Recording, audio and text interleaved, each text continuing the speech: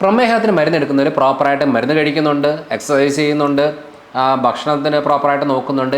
എന്നാലും അവരുടെ കോംപ്ലിക്കേഷൻ എന്തായാലും വരുന്നുണ്ട്.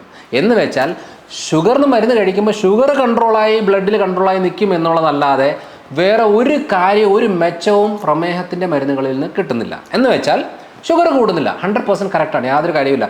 ചിലത് ഇൻസുലിൻ പ്രൊഡക്ഷൻ കൂട്ടിയിട്ട് ഷുഗർ കുറയ്ക്കുന്നുണ്ട്, ചിലത് ഇൻസുലിൻ്റെ സെൻസിറ്റിവിറ്റി കൂട്ടിയിട്ട് റിസപ്റ്റർ ആക്ടിവേറ്റ് ചെയ്തിട്ട് അതിനകത്തേക്ക് പ്രോപ്പറായിട്ട് കയറുന്ന രീതിയിലുള്ള മരുന്നുകളുണ്ട്, ചിലത് ഇൻസുലിൻ റെസിസ്റ്റൻസ് കുറയ്ക്കാനുള്ള മരുന്നുകളുണ്ട്. അപ്പം ഭൂരിഭാഗവും ഇങ്ങനെയാണ്. ഇപ്പം ചില മരുന്നുകൾ എന്ന് പറയുന്നത് ആഫ്റ്റർ ഫുഡിൽ ഷുഗർ ലെവൽ കൂടുമ്പോൾ അതിനെ കുറയ്ക്കാനുള്ളത്, ലിവറിൽ നിന്ന് ഗ്ലൂക്കോസ് കൂടുതൽ പ്രൊഡക്ഷൻ നടക്കാതെ കുറയ്ക്കുന്നത്, കുടലിൽ നിന്നും കൂടുതലായിട്ട് അബ്സോർബ് ചെയ്യാതെ കുറയ്ക്കുന്നത്, അങ്ങനെ പല രീതിയിലുള്ള ആക്ഷൻസ് നടക്കുന്നത് എപ്പോഴും ബ്ലഡിലെ ഷുഗർ ലെവൽ കുറയ്ക്കാനുള്ളതാണ്.